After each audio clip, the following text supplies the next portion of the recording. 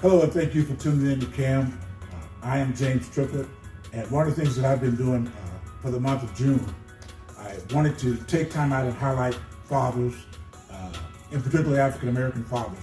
And you know, this month has gone by so fast, it's gone by so quick, but we've had some great interviews, and this is no exception today. I have a young man here with me.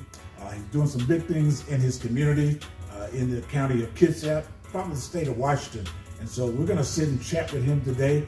And I want you to welcome with me a young man who's doing big things, taking care of business, and doing it in a humble way. And so join me on the set with me today at Monday Motivation at the Camp, Brandon Davis. So Brandon, how's it going, man? How you doing? Pretty good. You know? Just pretty good, not real good. I'm blessed. Oh, I like that. I like that. And so, as I said, I wanted to really highlight some young African American men. And you and I met, and one of the things I never believed, I believe everything happens for a reason. I believe God creates things and people to cross your path. And you are a young man that crossed our path when God called us to start Kingdom Assignment Ministries. The team was looking for a place, and it was just so happened you were right there. And I'd never forget people who God uses to help us get from one place to the next. And man, you showed us so much hospitality. Everything, you made everything comfortable for us. You never said no. Now you may have said no when, after we got done talking. I don't know, but man, I just want to thank you for doing that. And so one of the things I want to talk about, because one of the things that I put on the flyer as we were advertising who you are, and one of the things I said, it's not how a person starts, it's the vision that they have that moves them forward. And so I see you as a young man who's got a lot of vision and doing a lot of things, and I'm sure you'll talk about the challenges that always come along with that. But one of the first questions I wanted to ask you, Brandon, is tell us a little bit about who Brandon Davis is, where you originally came from, how you were born and raised, and actually what brought you to Bremerton, Kitsap County. Okay, well, thank you, for having me. It was an honor sitting there, being the start of, your ministry. And I never said no to anything,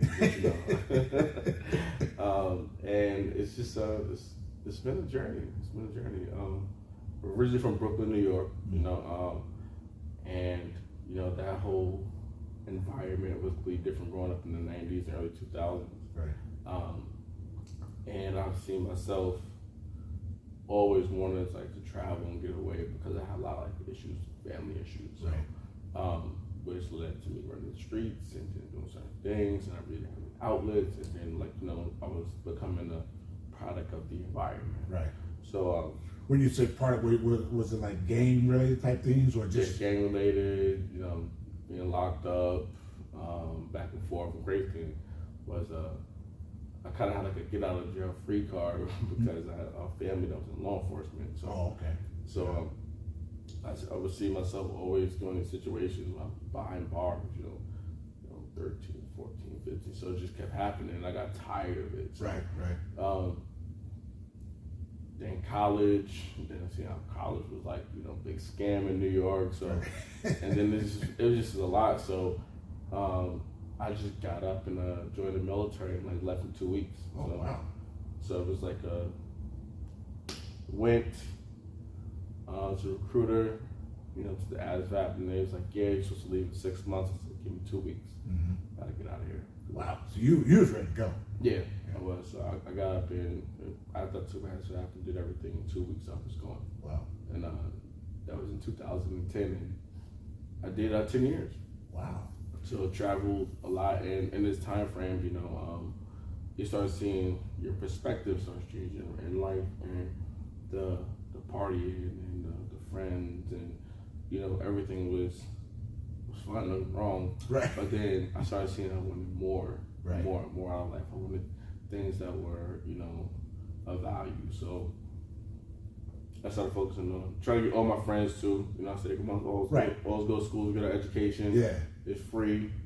Some took longer than others, but I was able to use the tools that the military had to get an associate's and a bachelor's degree. While you were still in? No, I was okay. So, Oh, wow. and what brought me here was, you know, I'm gonna call it a stroke of luck. Right. Okay. Originally was trying to go to Japan. Right. Right. And I remember I was very adamant about going to Japan because that's where I really wanted to be. Right. And somewhere along that line, as soon as I recited my name on that line, it was like they switched my orders to come to the boat that was here. Right. And which boat were you? I was on Carl Vinson. Oh, okay. And yeah, it's been a whirlwind ever since. So, how did you make that adjustment? Because I always hear a lot of people, even when I was left Guam, I did not want to come to Washington State. Yeah. You know, and most people, when you talk to them, they would think about. I always thought I was going to the other Washington. You know. Washington. So, so how was your mindset when you said when it really dawned on you, I got to go here? You get here. What kind of adjustments did you see yourself have to make? I think that my entire life became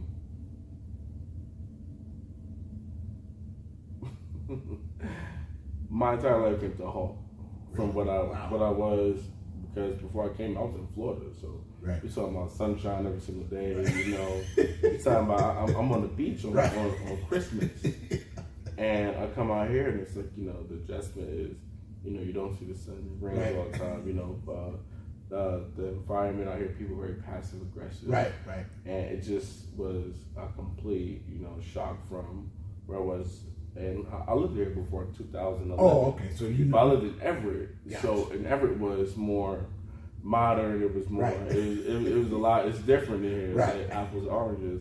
So coming to Bremerton was like, I've never been in such a small community before. I was always in large cities. Right, you know, right. New York, and Virginia, even in Florida, where I was like, it still was large because it was a tourist attraction. Right. So, yeah, it was a complete. You don't stop. So what made you go 10 years? Because most people, when you cross that barrier, I might as well do 20, you get to retirement. So what was it? Just, hey, 10 years, the Popeye syndrome, I've had all I can stand, can't stand no more, or different circumstances. And you don't got to get into it, you know. Well, you know what it is? It's once you're in somewhere for so long, you know, you start, you know, getting accustomed to it. Mm-hmm. And I never could get accustomed to being in the military. It always was me having my guard up because there's always situations happening. Right. Whether it be my fault or whether it be, you know, circumstances, but I was always tense and on guard. But the one thing that was always, you know, I always thought they would push the family. And one of the deciding factors was me not being around my daughter or my son. Right. And it shocked me because this is the first time where I'm really away from all my family. Right. I am alone. I'm in a different time zone. I'm working a night shift, so now I can't talk to any of my family at all unless it's on the weekend. And you know, in the military, if you have duty on the weekends, then now you really can't see and speak to them because we were in the shipyard, so we couldn't even have our phones. Right. So it was extremely difficult to maintain those communications, and I was like, is this going to be the rest of my life for another 10 years? Right. They're like, yeah, I'll have the money and a Were retirement. you making rank during that time? Were you kind of going up? Oh, yeah. Oh, okay. At the time frame, I had an officer package in. I was a shoo-in for it. Wow.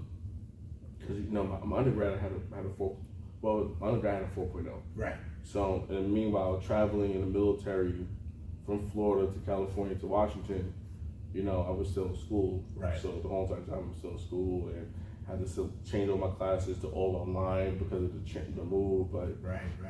And I just woke up one day and I was like, you know, this ain't it. That's a lot. That's a good package to have though to make that decision though. Yeah. They're really upset because, you know, they asked for one document. I said I'm not turning it in. Yeah.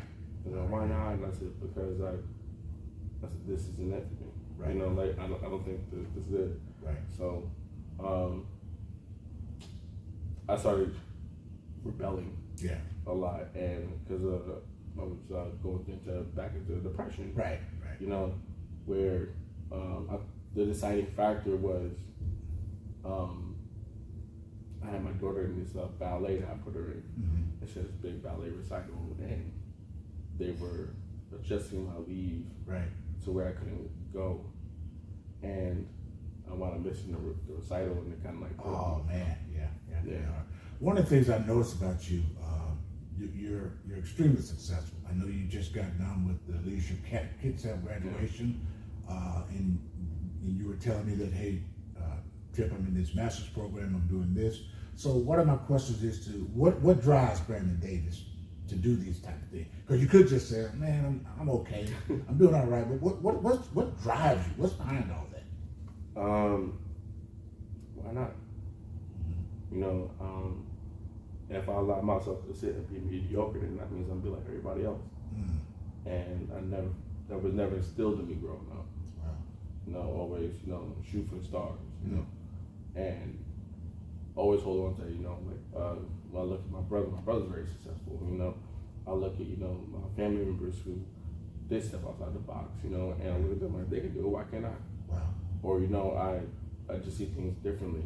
I see someone doing, you know, a job, and I'm thinking about, look back and how they didn't do it, and, you know, how it operates, how it flows. But one big thing I'm big on is, you know, bringing other people out with you. But the culture out here is really different. On the East Coast, I'm used to, you know, having, you know, people who I can rely on, who I can trust, and be around, let my guard down. And out here, it's very few people who I can actually do that around. So it feels more like I'm in a bubble, so to speak. You know? Basically, you're saying you really have to discern and use wisdom on who you align yourself with. Yes. And who aligns with you is what you're saying. Man, definitely. I've had some situations that really, it takes you out your character, but then you realize that, you know, if you're growing and you're about, you know, success and growth, and you want to see people do better, then sometimes you gotta walk away. And I learned to walk away from a lot of situations. I think one of the things too is, as African American men, and you don't have to give a personal scenario, but we know racism exists, whether it's extremely overt or kind of hidden. If you face situations like that, what's your process? How do you handle it? If you know, man, this is coming off of like they're trying to, you know, stereotype me, or I sense this may be something that has a dash of racism in it. What's your approach? Because sometimes, you know, we could say, oh, they doing this to me, and it's really not that. But when you know that it's happening, how do you process that? I'm at a point of like, well, I don't care. My accolades speak for me, and no one can ever take that from me. If I sit there and if I see someone sitting there calling, you know, me out of my name, or someone trying to put me in this box where, you know, trying to hinder my success or growth, it's not gonna happen.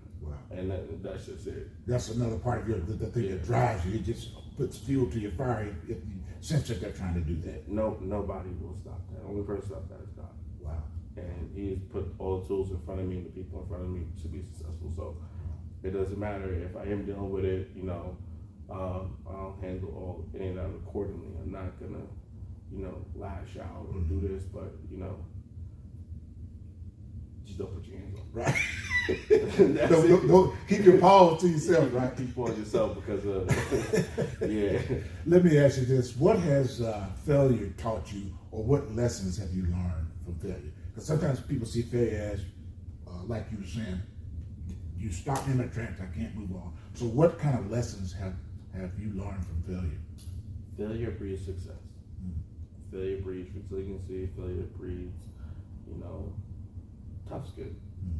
And I failed dozens of times, you know, and with that, you know, you gotta keep getting back up. You know, sometimes it takes longer. You know, I think that my most recent failure was in the beginning of this year, where, you know, I fell into depression, and I kind of kept it to myself, and I just sit there and just like drag it out, but it dragged out longer than expected.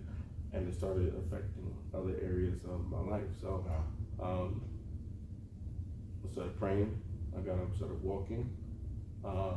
and my walking got up and started turning into jogging. My jogging started turning into running, and now I'm not stopping. Right. So let me ask you, do you know what brought the depression on? And I'm glad you're being this candid and open, because sometimes we won't let people know that people know the struggle is real, but sometimes they don't know what the struggle is. Do you know the things that brought the depression on? And did at any point you felt like you needed to seek outside help, outside of the things that you were doing for yourself? Yeah, I had so much toxicity around me. Oh, wow. That I was in such a mode where keep pushing because, I had clients, I was training, I had employees working for me, or renting out my location to work. Right. Then I was a leadership kids out, and I was on the veteran advisory board, and I'm, full time in master program, and being my son and helping out other areas of the community. Right. So my focus was so spread. It was spread out so much that I wasn't realizing what was going on in front of me. For the people who I was like, hey, I trust you to, be here and protect me and do what's right. And it wasn't for until months later when I was like, whoa, all this has been going on. Right. Like, how do I let all this slip by? And it's like, and I'm looking like, well, I got 7, 8 massive projects in front of me. And I'm working on another massive project. And every time, so it's like all these entities that were supposed to bring positivity, and the people that keep around you supposed to say, you know what, while he's doing this, I'm gonna make sure he's good. And it wasn't. It was a lot of negativity, a lot of toxicity. And then I was like, you know what, I gotta cut everything off. So cut it off at the head. And I was like, let me just stop, take a step back, and reevaluate things. So that's what I've been doing for the past several months. Right. And you're in a much, I can tell you're in a much better place than you feel, emotionally, personally, and all. So what are some things that you do now to say to yourself, if you sense that trying to come back, what kind of self-talk do you say to yourself to make sure you don't go back into that deep place? Well, I love working out. So now what I do is I'll go on, an hour walk/jog. So I'll do that to then get myself out of my mindset. I'll think about what I need to do in the future. Like right now I have my vision board up and the things I want to sit there and do within 3, 6, 9, 12-month goals. So that's what what drives me. Knowing that I can't be like that, so I am a single dad. Right. So gotta make sure he's good. And it's just you can't allow yourself to be. It's okay to be in that place. Right. To have that feeling to know that that's not what love is, or any type of positivity is. So it's okay to sit there and be in that spot, but you also gotta get up and shake it off and keep on pushing. You can't just stay there forever. What are some things, or what is the thing that people get right about Brandon Davis, and what's the thing that they get wrong about you?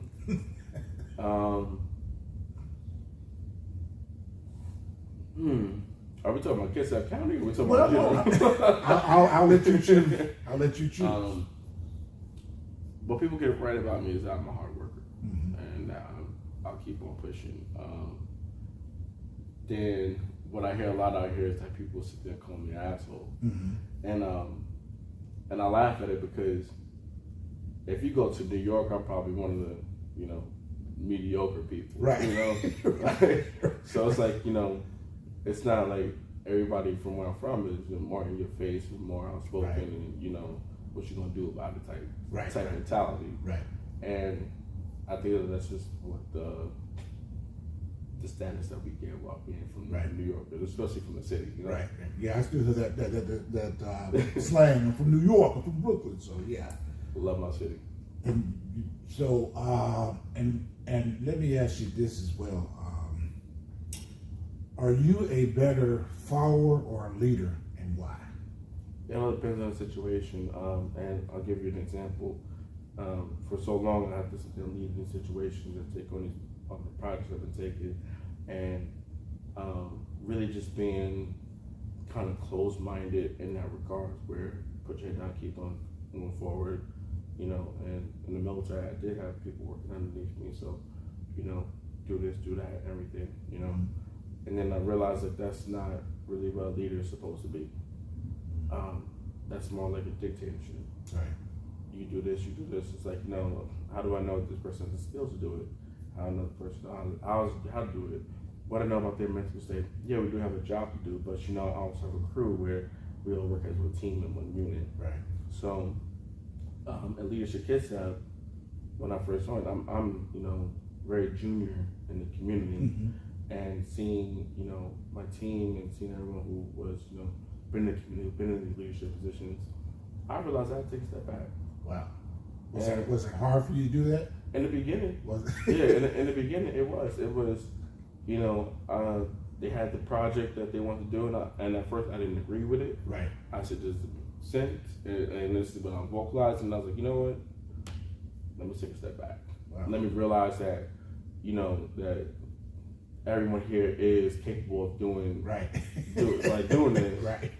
And let me just, even though it's the Shikisa, let me follow for a change. Wow. Wow. So I stepped back and I said, what role do you need me to play? Wow. And it was a humbling experience for, the entire year. Right. Yeah. And then while my master's course, I'm going through leadership courses. So where I did have to work as teams and do like these, ridiculous challenges. Like I remember one course to do was just in groups of 3, but we got to climb these logs that's suspended 50 feet in the air. Wow. So we're climbing, these logs, and we got to work together. And that's when you realize you can't do everything by yourself. Right. Yeah. You truly need some help. I never knew about the 900 building.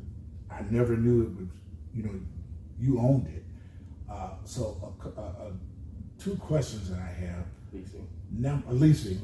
Number one, what made you feel that was a building you wanted to lease, and what are your ultimate plans and goals as you lease that building? So the truth is,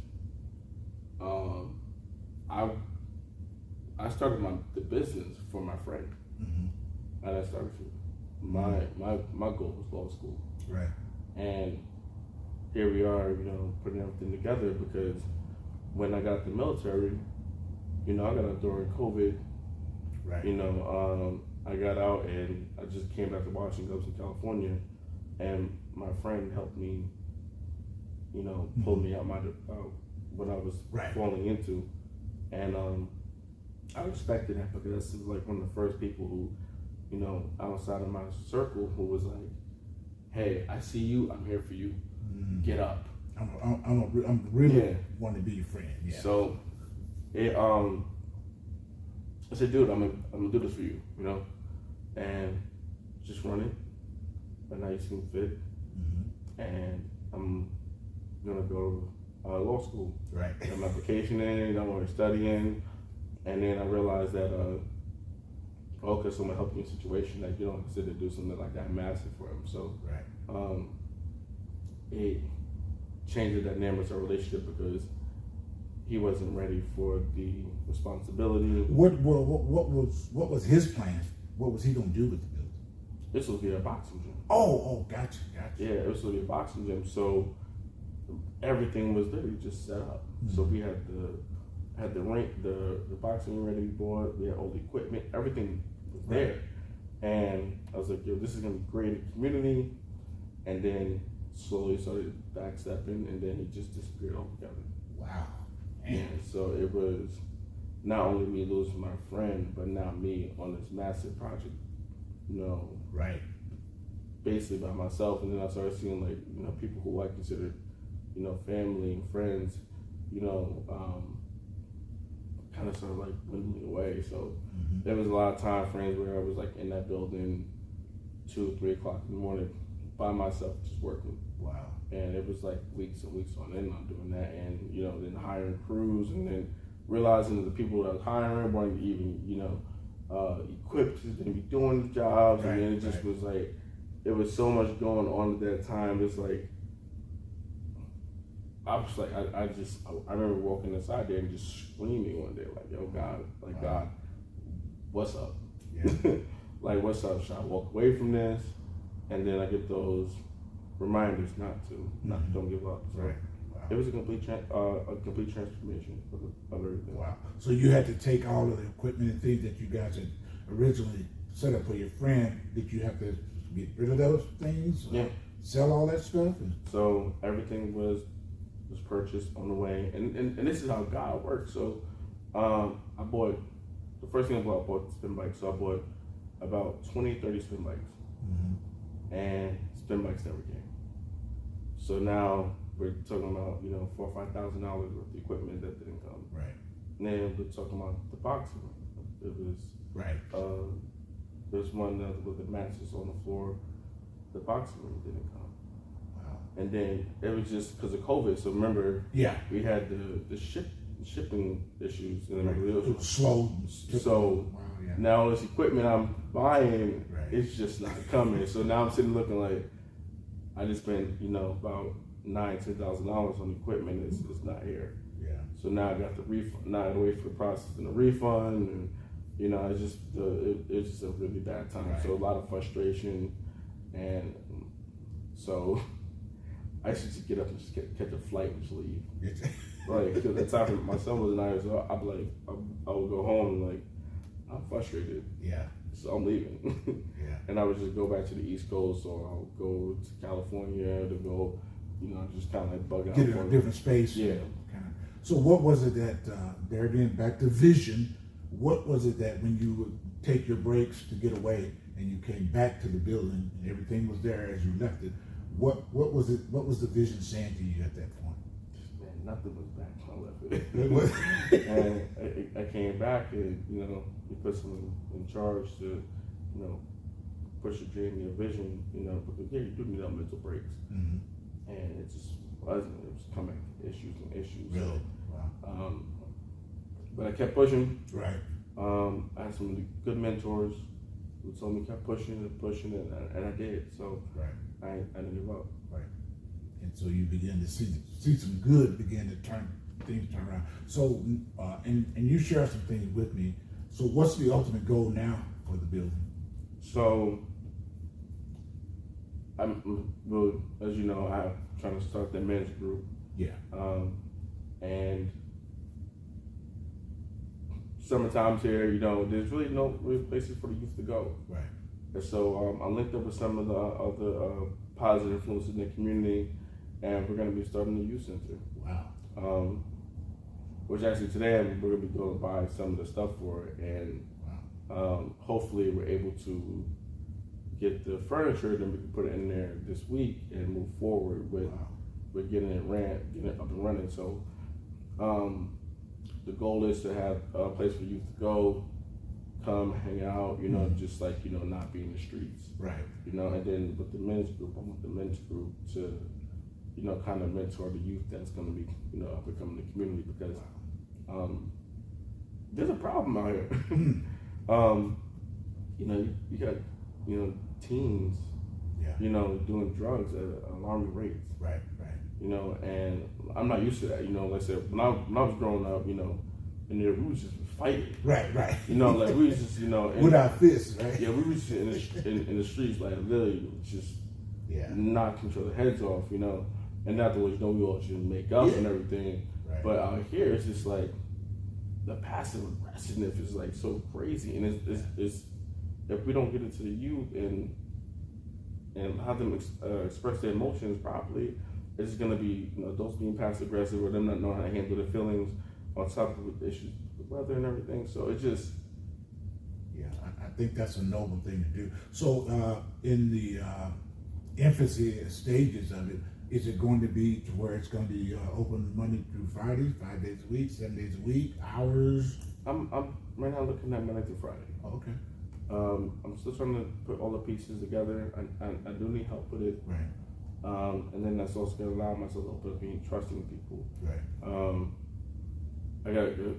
There's someone that's on me heavily about it, and they're pushing for it. So we just met up the other day, and they've been working on getting some of the furniture and stuff like that for it. So we're slowly pushing forward to get it open. Okay. All right, Brandon, I got 3 more questions for you, and they're pretty easy. What do you want your community to really know about you?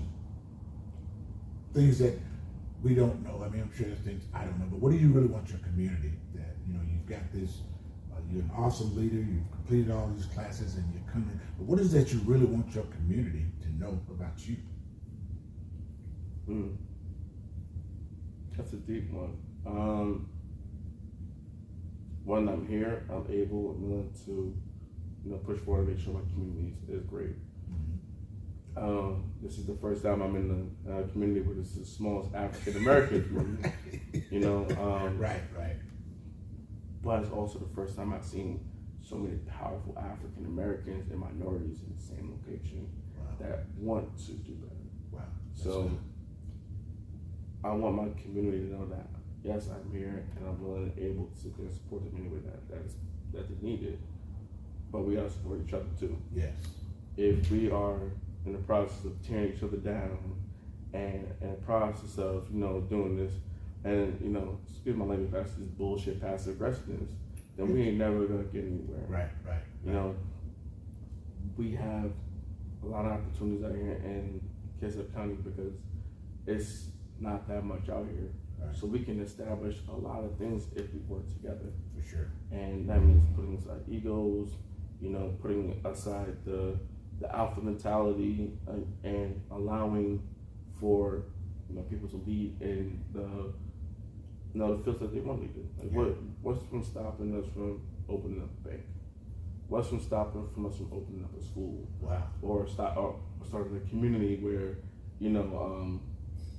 for housing. Yeah. There's nothing stopping us because the minority community is powerful. Yeah. It's just the bickering and the fighting. It's just that not everyone wants to just spread. Right. But if we come together Yeah. and then spread, Wow. then everyone can sit there and, help out so many people. Yeah. Man, I couldn't say that better. How do you handle criticism and negative issues or circumstances? Because that it always comes with the territory. You can't get away from it. You want the raw meat or? Give me the G version. God bless you. You have a good day. No, that's the best thing I say. God bless you. Have a good day. I'm not in it for, to focus on the negativity more. Right. Because negativity breeds negativity. Yeah. If you don't like me, just don't talk to me. Wow. That's I it. like that. The last question, what are the 3 things that you are most happy about in your life right now? My kids. I have it in my faith got restored in God. So I lost it for a while. And I second guessed a lot of things. So then my faith got restored and my health. I had a massive health scare in February, which facilitated to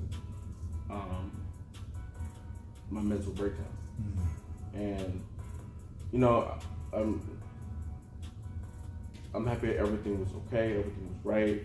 Praise God. And I just remember just getting on the news and just dropping my knees and crying. Wow. And it was only for a second. I was like, get up! I gotta go run over to Seattle for school. So now it's like thank you God. And it's like, oh damn! I just missed the ferry. Now I gotta drive an hour and a half. Right. So my kids, my faith in God, and my health. Wow. I can't take those things for granted. Anything you want to look into that camera and say to your folks, your community? I appreciate being here. Pastor Tripp is amazing. Love the new location, man. It's beautiful. Your view is amazing. And look forward to seeing you out in the community. So thank you all for tuning in to this episode of The Cam. And as you can see, we've got a gym in front of us, and I see great things and big things coming. And I'm on board with helping Brandon with whatever I can help him with, because guess what? He helped us when we needed help and when we needed a place to come and worship God. He did what he needed to do, and just like he blessed us, we're going to be a blessing to the things that he has on his plate, and take some of those plates out of the air that he juggles so much and give him some relief. So thank you all for